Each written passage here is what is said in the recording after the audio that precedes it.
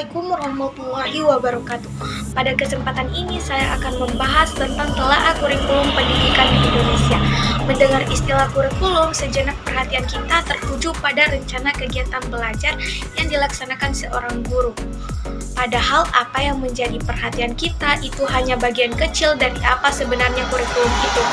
Dalam banyak literatur, kurikulum diartikan sebagai suatu dokumen atau rencana tertulis mengenai kualitas pendidikan yang harus dimiliki oleh peserta didik melalui suatu pengalaman belajar. Nah, dalam Undang-Undang Nomor 20 Tahun 2003 tentang Sistem Pendidikan Nasional Pasal 1 Ayat 19 menyatakan bahwa kurikulum adalah seperangkat rencana dan pengaturan mengenai tujuan, isi, tambahan pelajaran, serta cara yang digunakan sebagai pedoman penyelenggaraan kegiatan pembelajaran untuk mencapai tujuan pendidikan tertentu.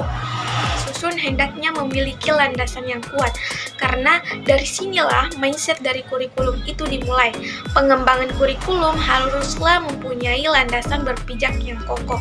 Ini dimaksudkan agar kurikulum yang dibuat dapat menuntun siswa mencapai tujuan jangka pendek yang dapat dijadikan alat untuk mencapai tujuan pendidikan jangka panjang. Paling tidak terdapat 3 landasan dalam mengembangkan suatu kurikulum, yaitu landasan filosofis, landasan psikologis, dan landasan sosiologi.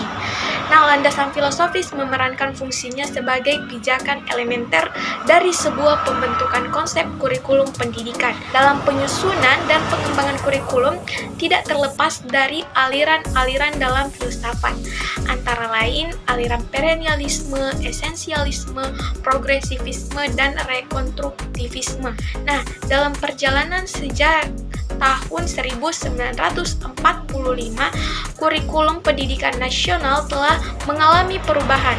Nah, semua kurikulum nasional dirancang berdasarkan landasan yang sama, yaitu Pancasila dan Undang-Undang Dasar 1945. Perbedaannya pada penegakan pokok dan tujuan pendidikan serta pendekatan dalam merealisasikannya. Ada 10 kurikulum yang pernah ada di Indonesia. Yang pertama ada Rencana Pelajaran 1947, merupakan kurikulum pendidikan di Indonesia yang masih dipengaruhi sistem pendidikan kolonial Belanda dan Jepang, sehingga hanya meneruskan yang pernah digunakan sebelumnya. Rencana Pelajaran 1947 boleh dikatakan sebagai pengganti sistem pendidikan kolonial Belanda.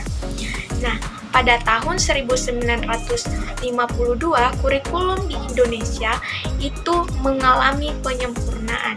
Kurikulum ini lebih merinci setiap mata pelajaran yang kemudian diberi nama Rencana Pelajaran Terurai 1952. Usai tahun 1952, menjelang tahun 1964, pemerintah kembali menyempurnakan sistem kurikulum di Indonesia. Kali ini diberi nama Rencana Pendidikan 1964.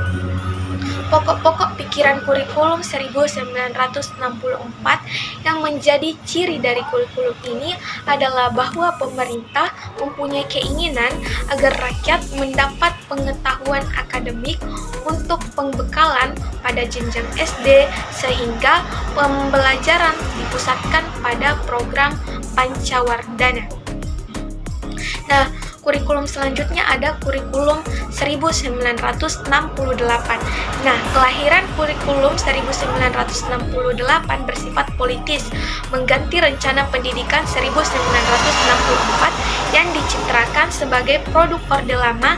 Dari segi tujuan pendidikan, kurikulum 1968 bertujuan bahwa pendidikan ditekankan pada upaya untuk membentuk manusia Pancasila sejati, kuat, dan sehat jasmani, mempertinggi kecerdasan dan keterampilan jasmani, moral, budi pekerti, dan keyakinan beragama. Nah, pada kurikulum ini, mata pelajaran itu dikelompokkan menjadi 9 pokok. Selanjutnya kurikulum 1975. Kurikulum 1975 menekankan pada tujuan agar pendidikan lebih efektif dan efisien. Selanjutnya kurikulum 1984, yakni kurikulum yang melangsungkan proses skill approach. Meski menggunakan pendekatan proses, tapi faktor tujuan tetap penting. Kurikulum ini juga sering disebut kurikulum 1975 yang disempurnakan. Posisi siswa ditempatkan sebagai subjek belajar. Selanjutnya kurikulum 1994 dan suplemen kurikulum 1999.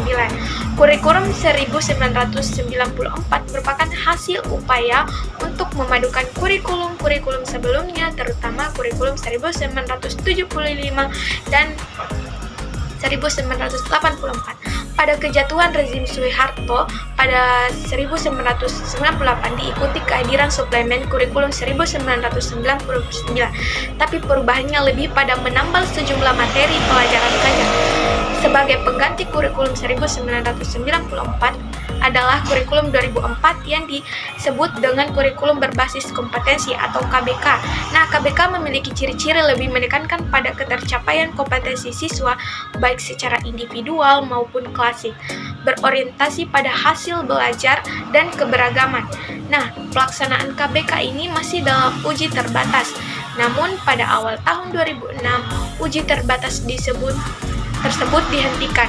Dan selanjutnya, dengan terbitnya Permen nomor 24 tahun 2006 yang mengatur pelaksanaan Permen nomor 22 tahun 2006 tentang standar isi kurikulum dan Permen nomor 23 tahun 2006 tentang standar kelulusan.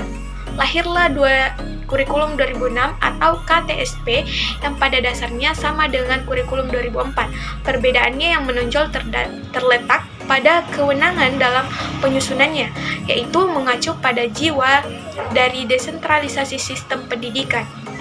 Selanjutnya, kurikulum 2013.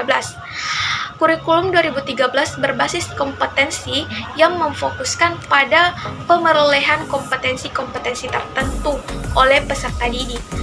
Oleh karena itu, kurikulum ini mencakup sejumlah kompetensi dan seperangkat tujuan pembelajaran yang dinyatakan sedemikian rupa sehingga pencapaiannya dapat diamati dalam bentuk perilaku atau keterampilan peserta didik sebagai suatu kriteria keberhasilan. Sekian dari saya ucapkan terima kasih. Wabillahi taufiq wal hidayah. Wassalamualaikum warahmatullahi wabarakatuh.